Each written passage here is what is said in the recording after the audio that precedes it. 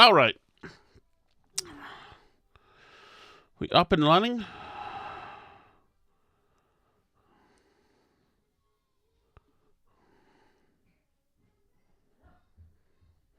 Oh,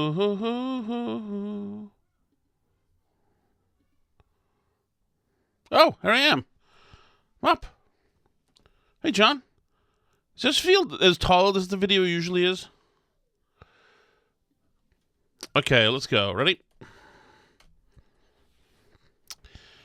Here we go. I'm going to record. Here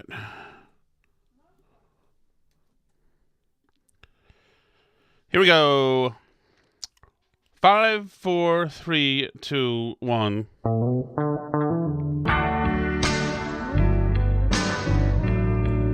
right, I'm going to start somewhere where I don't usually start. As a matter of fact, I don't think I've ever started like this. So, one of the things I do not like about Boston culture is, well, one of the things I do not like about how Boston culture is portrayed is, ever since Good Will Hunting, you like apples? Yeah. Guess what? I got a number. You like those apples, like that thing?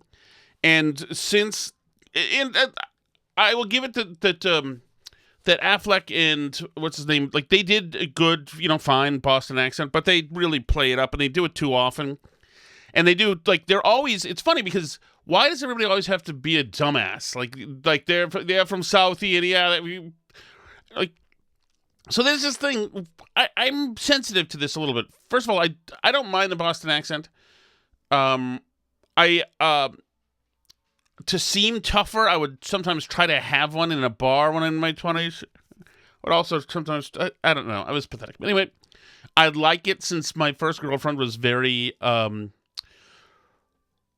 she was a pioneer for me for just being, romantic.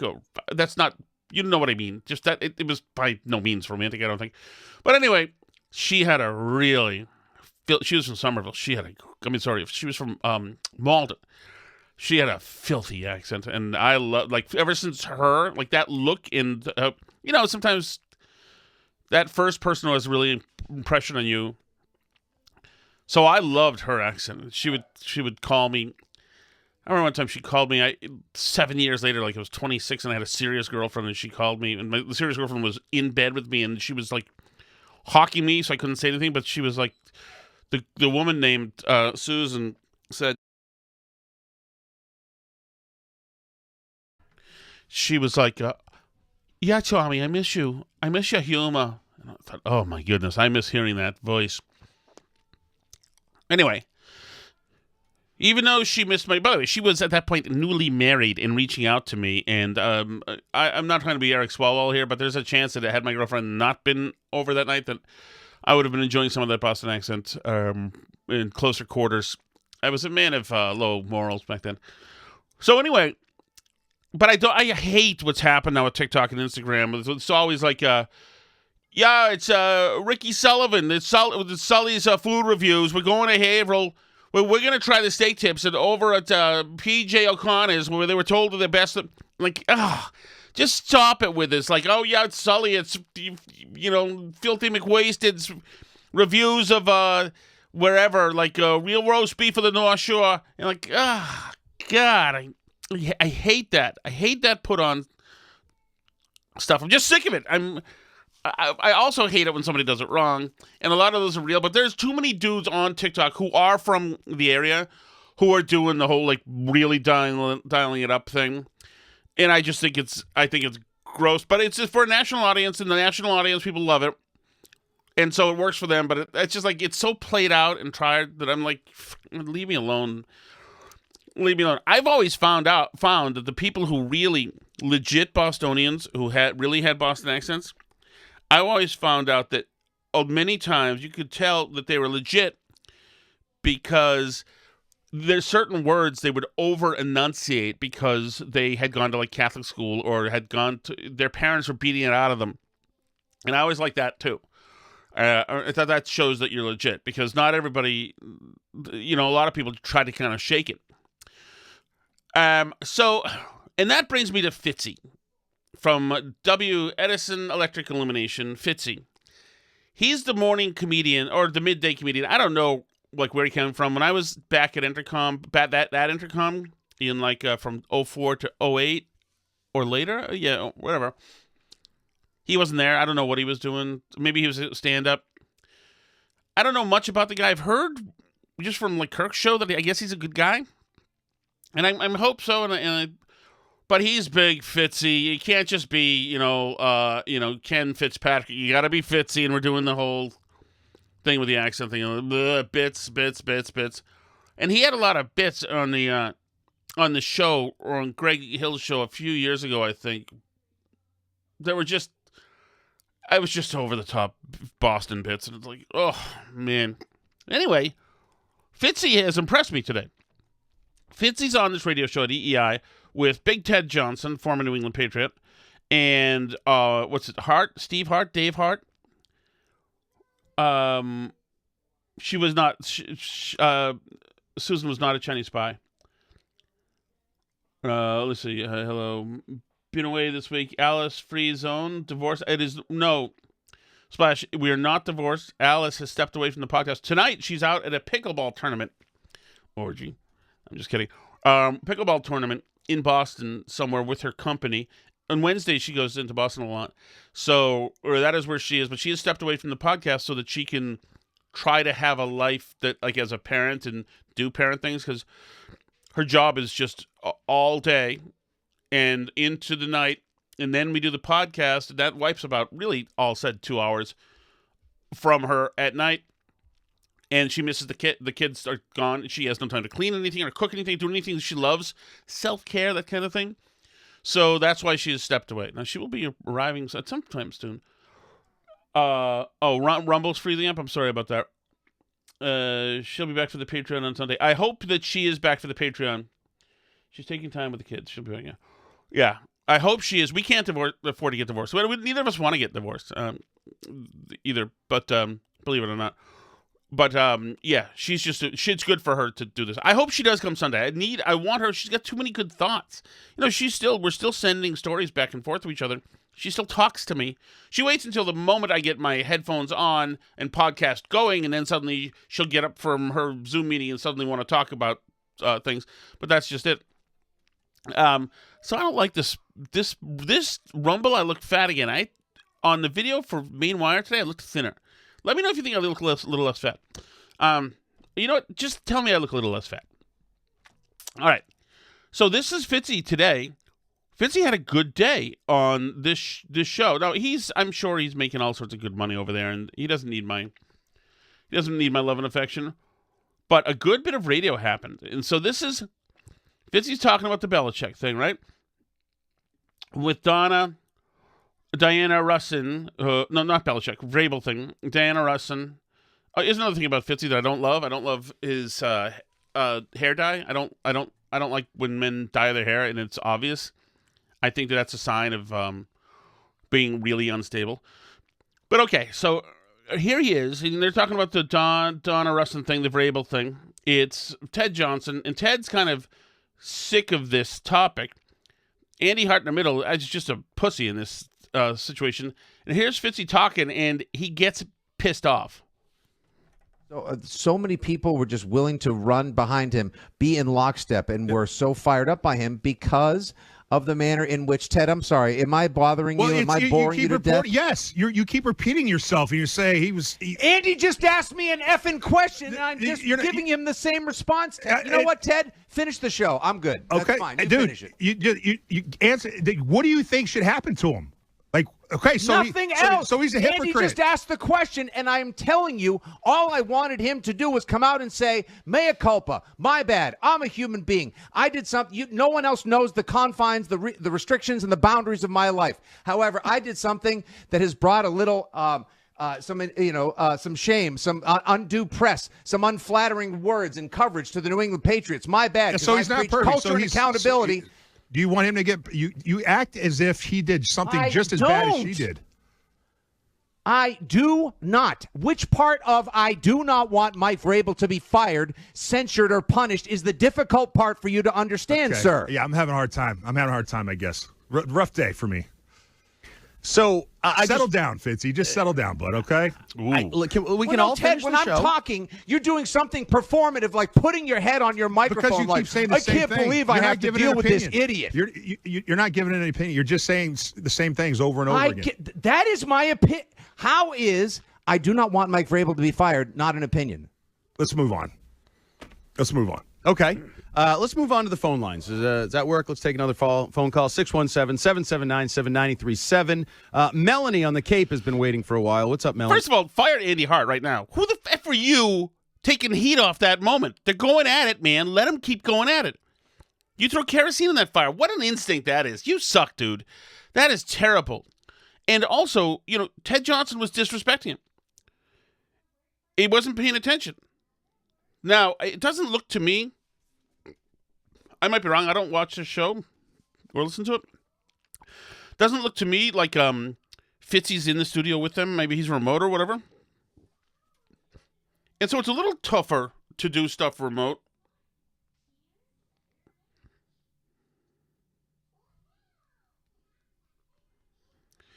Sorry, that's Craig Ironhead.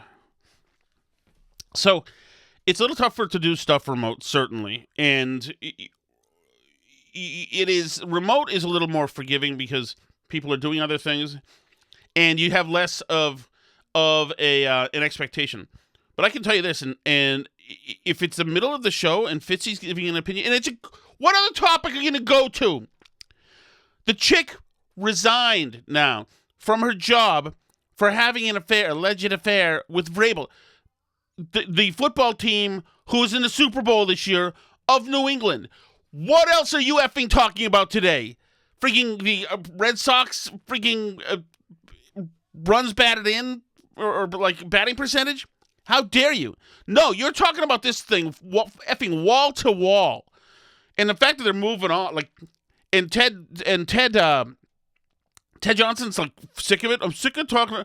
No, don't get sick of it. Come up with better angles. No being sick of it. I don't care if it's uncomfortable for you to talk about. Maybe him and Vrabel are boys or whatever, who knows? But no way, man. You freaking engage. And the good thing is, and this is why John and Jerry were good, because if John and Jerry ever did this to each other, they would absolutely call each other out. And certainly when Kirk was in there, they were always having in-studio fights. It's acting real. That's precisely opposite of the Fitzy bit. You were being real, and that's freaking good. And he was disrespecting you, and he pissed you off, and you brought it up. So that's good. And I'll say one thing, just in my own capacity as first of all, as a podcast host. As a podcast host, there's nothing worse than having somebody sit in front of you. And Alice and I had this trouble, especially early on. There's nothing worse than having somebody sit in front of you and be there, but they're not really there. There's nothing worse. And we used to have some loud fights when I was first doing this, and she wanted to be part of it, and I wanted her to be part of it, where she wasn't really contributing, and I was bouncing the ball and throwing it to her, and sometimes she'd just have a couple of things to say, or her mind would be somewhere else, and you could hear the early episodes a couple times. I mean, I even canceled a couple of shows, like right at the beginning. They're like, okay, so I'm alone. I can do the show alone, or you can do a show with a person. You can't do a show with a person who's not actually there.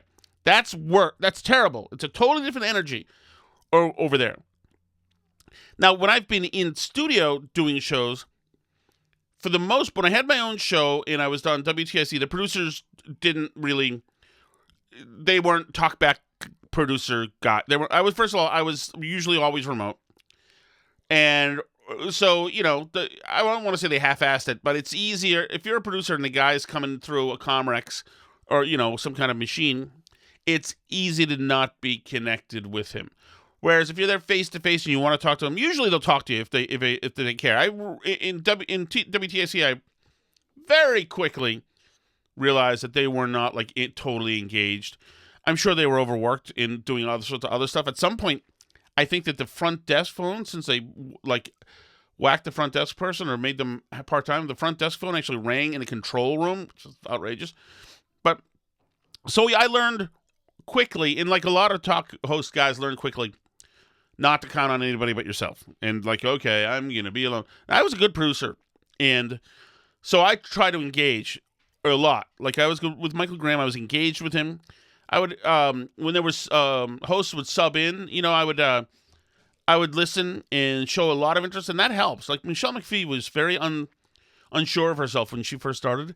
So I would intently listen and watch her and emote and things like that. And it's a big help. And I was a popular guy as for being a producer there because that was it. I was just trying to be there with them, and that's a huge thing. But with this, like, if they just back out and flake off, that's terrible. But we'll listen to a little bit of it again. Funny. Abel preached. So many people were just willing to run behind him, be in lockstep, and were so fired up by him because of the manner in which Ted. I'm sorry, am I bothering you? Am I boring you to death? Yes, you keep repeating yourself, and you say he was. I just saw that Ted's face again, and he's like shaking. He's going, no. It's like, F you, dude.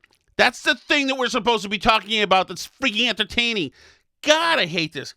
Oh. I hate it. I used to text Kirk when he was on. He and Jerry were on, and I'm horrified that I did, and I wouldn't just leave him alone.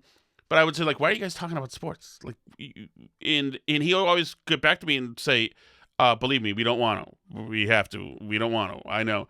When they would talk about sport, like X's and O's stuff, I'd be like, just talk about life. It's the best show on the radio. Talk about life and whatever. But they were harassed from day one. So that was my Fitzy. That was my Fitzy story. Good job, Fitzy. Good job. Maybe I'll work with you down the line. Let's see. I'm in for Howie, by the way, Monday.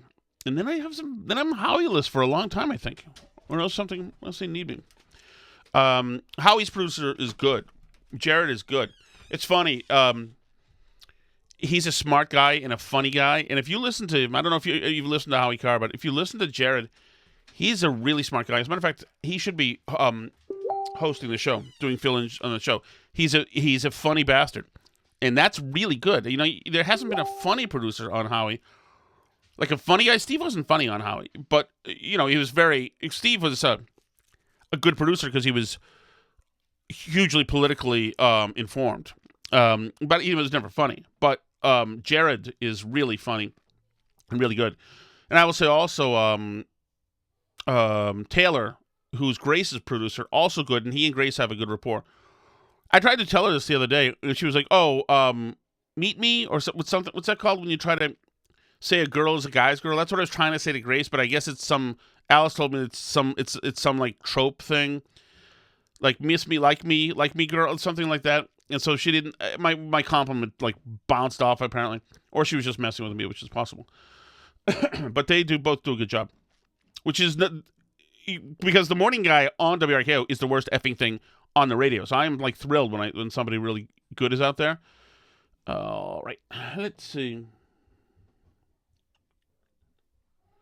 Okay, let's see.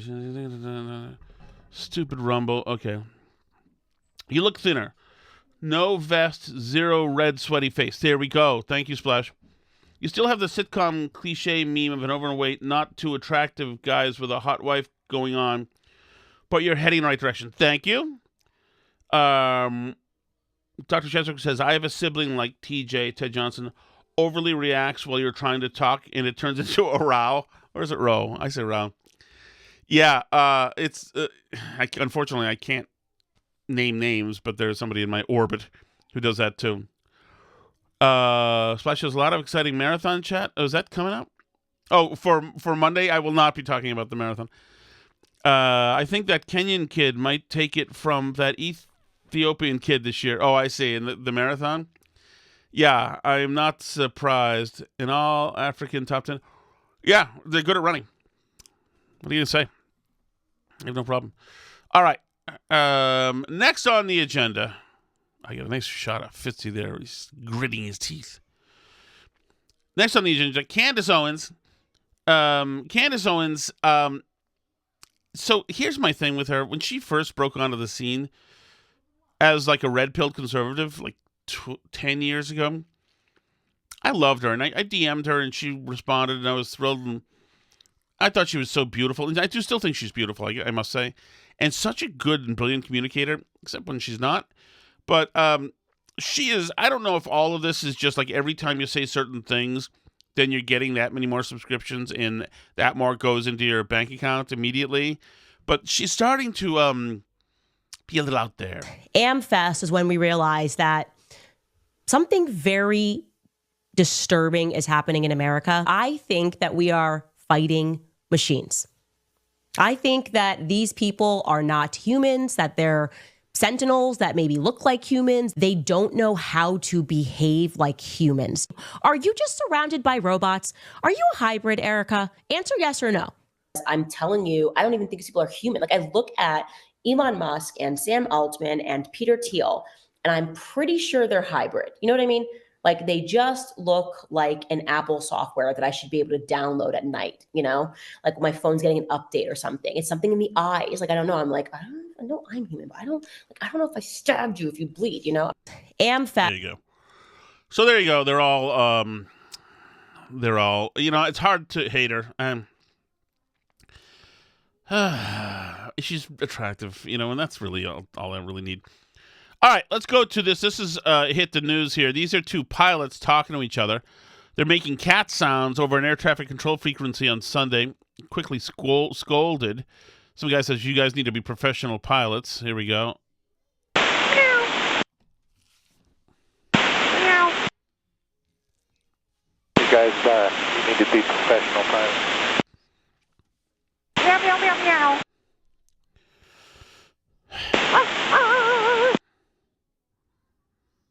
This is why you're still flying RJ. Wow. Ouch. Meow. I think that's regional jet. Meow, meow. Here's my feeling on this. If those guys are both men, then they need to be fired immediately. And probably drawn and quartered. It's disgusting. Just fly the goddamn plane, okay? Ugh. Ugh. All right. Let's see. Meanwhile, we've been following more Medicaid fraud all over the place, going to these houses, and they're like always like residential buildings that are kind of open. I just want to play a little bit of this. This is Seamus Othot. I don't know if you guys ever... I play a lot of Featherston. There's a little bit of Seamus. Just checking out another place that's supposed to be a business. Residential. This whole building looks Yeah, weird. residential. Main senior daycare, interestingly, doesn't seem to exist at all.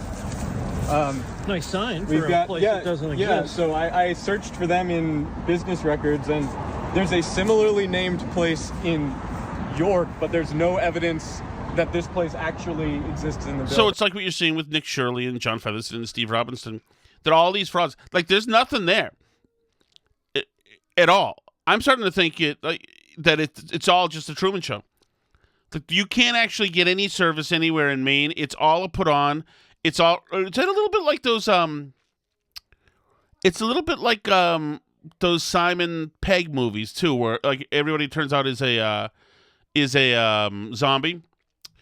Another big video. This is video, but take my word for it. I'll just play the audio, a little bit of the audio. Two cops are wailing on this guy who's resisting arrest in New York. You can just hear some of the. You listen to the lady in the background.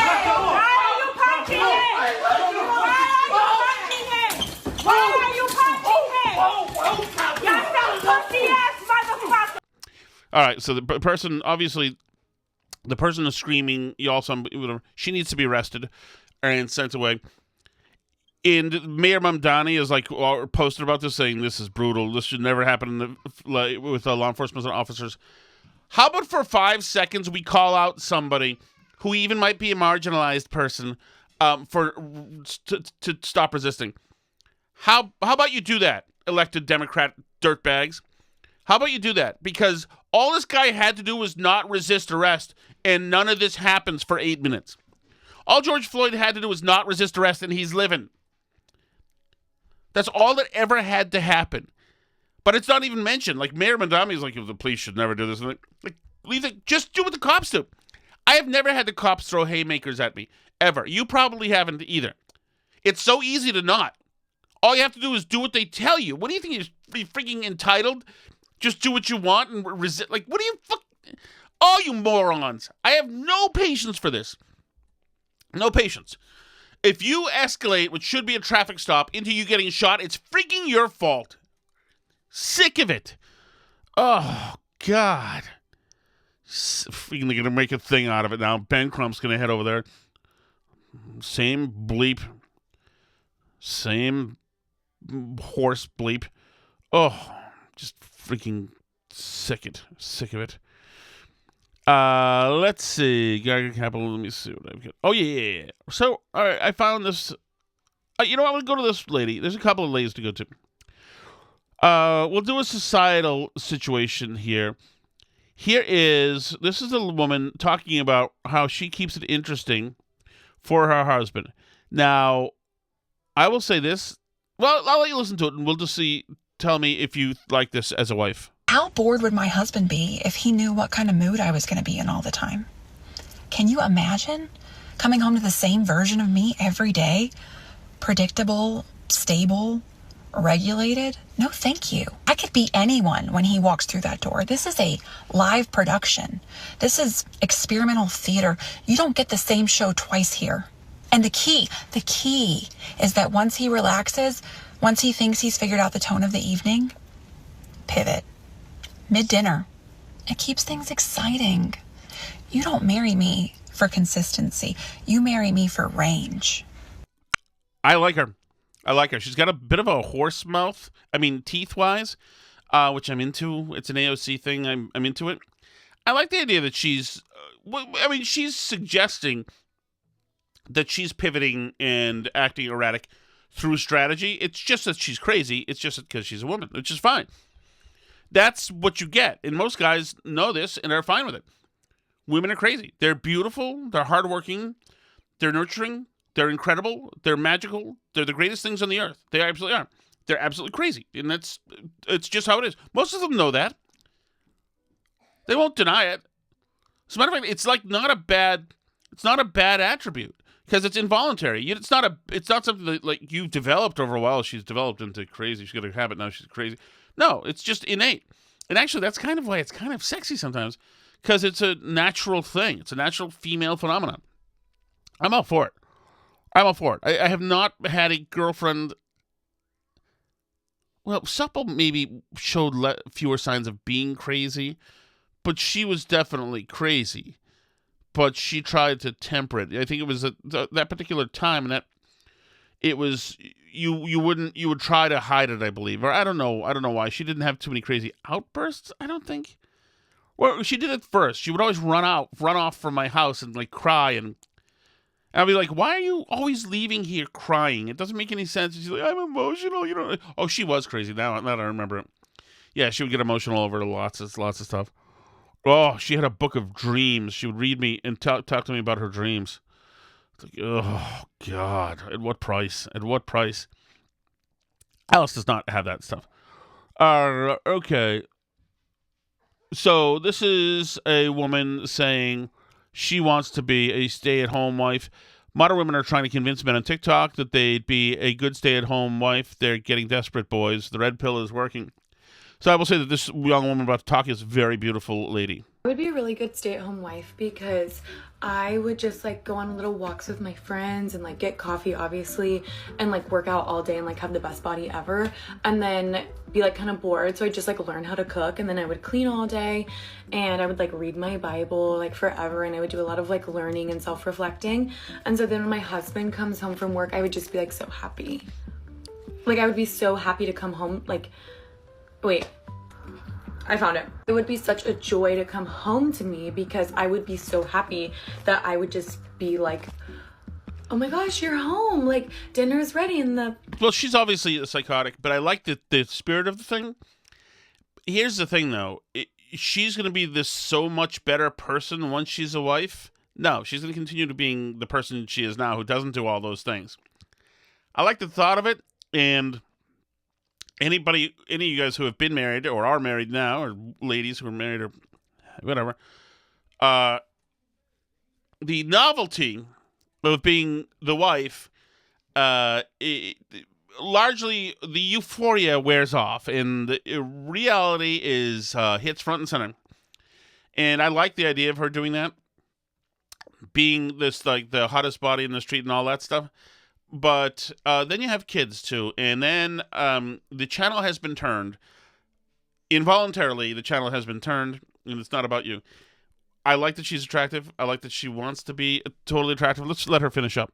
The whole house is cleaned, and I like bought a new outfit. And by the way, I still have the hottest body ever because I worked out 5 times today, and ate super healthy. So I think that's why I would. She also seems high, although very attractive, and really that's all you need. She seems really uninteresting. I think I'm spoiled, and I know that a lot of you guys feel the same. That you're spoiled. I think I'm spoiled because I can actually talk to Alice and find her interesting, because she's always thinking and starting conversations and always doing like. So we wake up at different times, and she's like a really good conversationalist. That's why we were hanging out that's why we were a thing, because it just was fun to hang out with her. Apart from the fact that she was much younger and much hotter and all that stuff, but it was fun to hang out with her because she had these interests and she had theories and ideas and all sorts of things to share, and like it was on par, with hanging with guys in a sense, because she was interesting. She had interesting things to say, and she smelled good and was pretty. But yeah, not everybody was like that. But I would have probably married Susan from Malden too. I just didn't care. I had nothing to lose. Like, who's going to marry me? Oh, okay. Let me see. That's the other one I wanted to do. Another piece of audio here. What is the big news I'm not talking about? There's got to be big national news, right? Tax day tomorrow.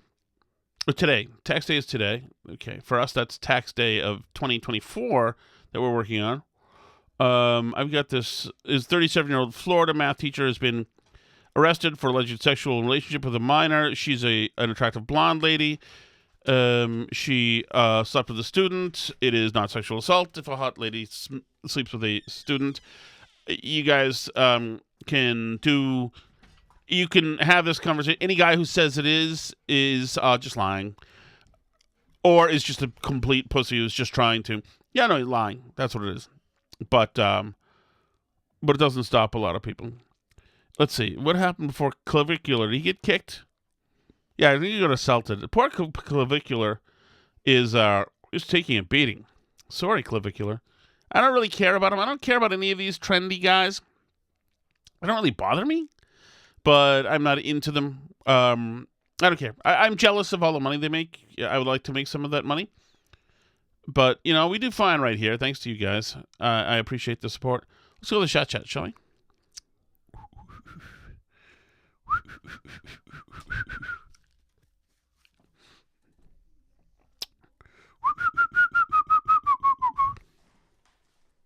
Hey, Billy from Manchester. Hey, Billy. So I think I proved my point. Small sample size, but you had this dope on from upstate New York, and you get 2 calls, both from me, both complaining about him, and 0 radio silence from everyone else.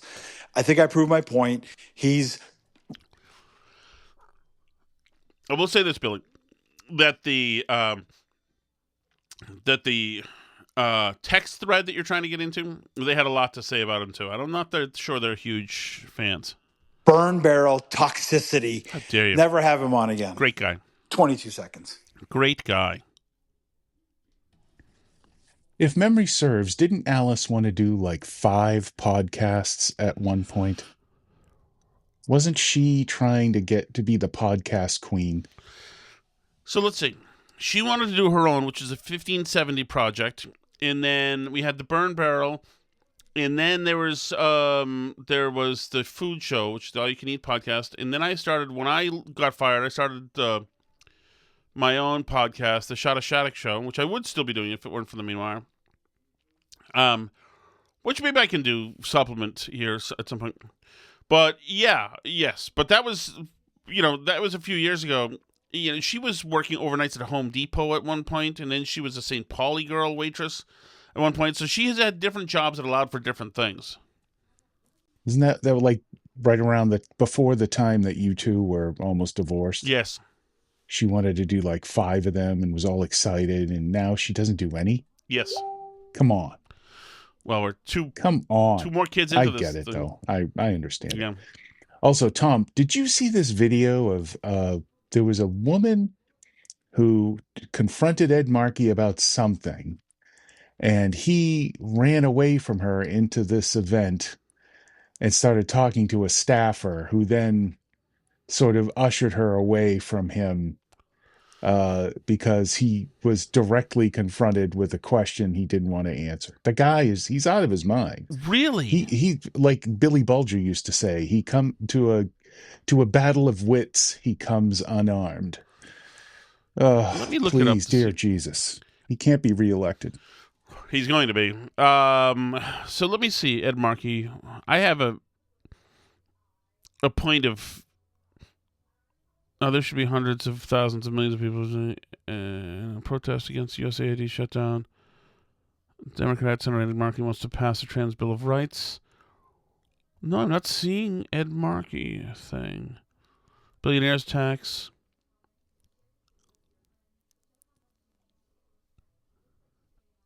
I don't think I'm seeing... Yeah, I'm not seeing anything, an Ed Markey thing. I didn't hear... I know there was a Graham Plattner thing there. So I have a problem. I have a conflict of interest with Ed Markey. And I'll be honest with you about this. Ed Markey, when my dad was a lobbyist, a small business advocate for New England, he struck up a rapport with Ed Markey. And we used to go, when Markey got to Washington, we would go to his office with my dad, me and Jim, my brother, as kids, and go visit him. And we have these great pictures of us on his desk with our feet up on his desk before he got back to the office. And he was really kind of a great guy back then. He was a much younger guy, of course. Obviously he was a big Democrat, but my father was a small business advocate, so he had to work with Democrats and Republicans. So whoever. And the organization that my dad ran had a little bit of push juice because they had a large membership. And so these politicians and even presidents sat with him. And anyway, so this is why I'm compromised. I'm sorry, guys. This makes me compromised. But Ed Markey, of about 10 years ago, I worked with Boston Herald Radio, and I put together a team to do a 5K for the Glenn Doherty race in Winchester, and I ran by Ed Markey and up to him, and I said, "Hey, Ed, it's Tom Shattuck of the Boston Herald. Just so you remember, my dad was Lou Shattuck." And he said, "Lou, I love Lou. I love Lou. I miss Lou. I miss Lou. I hope things are..." And I was like, and it just got me. I know. I do think he actually did remember my dad because they were friends and it would have made sense. But that was like, I have not had Ed Markey in the crosshairs ever since that. I'm compromised, but that's the only one, I think. That's the only one. It's just of a time. Plus, he wasn't really a jerk back then. It was before he was hanging out with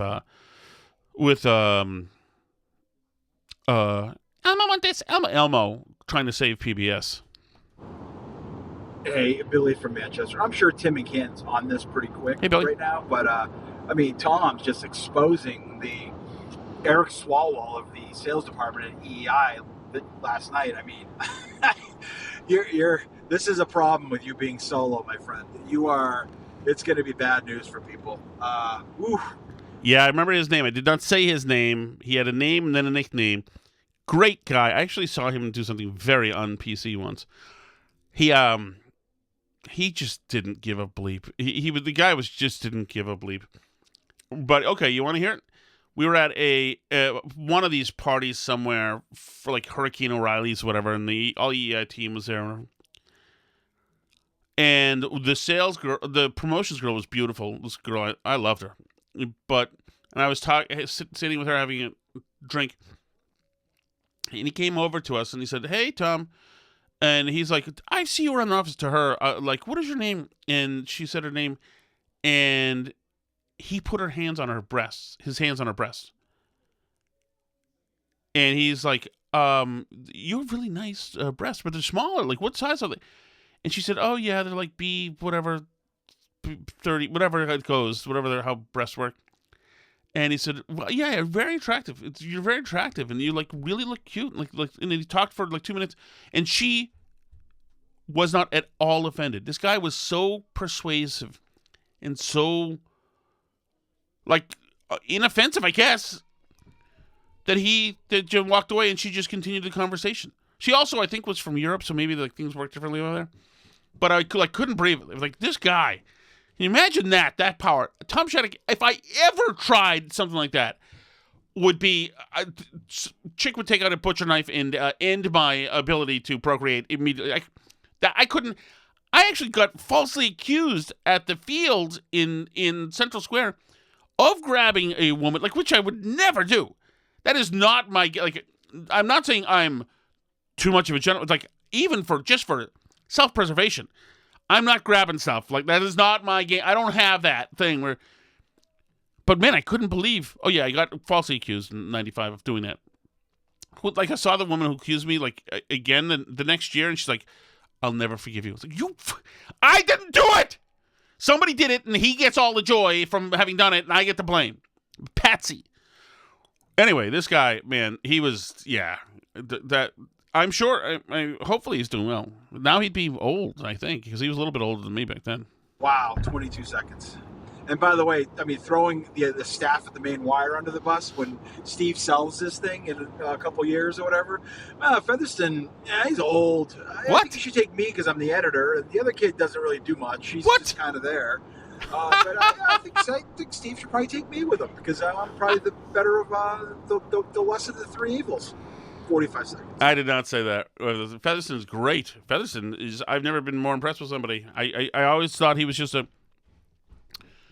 state Republican, straight shooter, stuffed shirt kind of Republican, state committee, Republican politics. I don't want to say stuffed shirt, but I didn't realize that he was a badass. Like, but he is. I mean, dude is incredible. Hey, Tom, totally understand about Alice needing to step away and get things done. I mean, someone's got to be the man of the house around that place. Yes. But more importantly, I was curious. So are we getting 50% refund on Patreon subscriptions? Let me know. So what I've done, actually, is that just yesterday, as a matter of fact, the Patreon rate doubled, and I actually took executive action to reel it back and chop it down to the same price. So I actually halved the price back to what it used to be yesterday. So yes, in a sense, I've done that for you. Nobody can quit. Nobody quits Patreon. Nobody quits listening. Half of you, remember, were pissed off when I brought Alice on, and you were like, no, this is unlistenable. We can't have her. We can't. Maybe not half of you, because maybe those people left, but.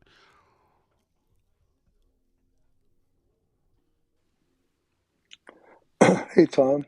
Hey. I heard you mention Diane Rossini and was wondering if it took you back at all to when one of your favorites, Lucy Burge, as an intern at the time, was caught up in a similar circumstance. Right. As I recall things, Lucy got moved along, but the gentleman involved is still on the air in Boston. Seems like the guy won, the woman lost. Thanks for all you do. And being a pre-Alice listener, here we go. I know you'll be just fine on your own. Thank you. 35 seconds. Yeah, isn't that interesting? Yeah, that's Chris Curtis, who I do like. I think he's a nice guy. I've met him once or twice. I didn't know Lucy back then. Well, I wasn't. Yeah, Curtis wasn't there either when I was there. But that's like old school office problems too, because. Yeah, Curtis, I think he was married and all that stuff happened. That's a rough look, man. That is a rough look. But I don't know. You know what? I will say one thing, though. I like Lucy fine, and I had her on the air once on my Connecticut show, and she was nice and pleasant. Doesn't do it for me. Just look-wise. I realize that she is technically attractive. Not for me. It's like, Courtney Thorne-Smith, just not for me. Not for me. Just doesn't do it. Sorry. I'm sure she's devastated to learn this. Your closeout music is sped up about 3 times. Is that true? 5 seconds.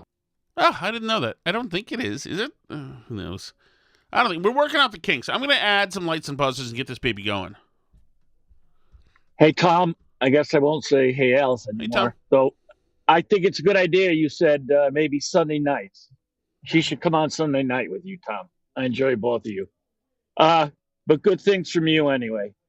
I just wanted to, I don't know if you knew about Connecticut passed the 10-cent deposit.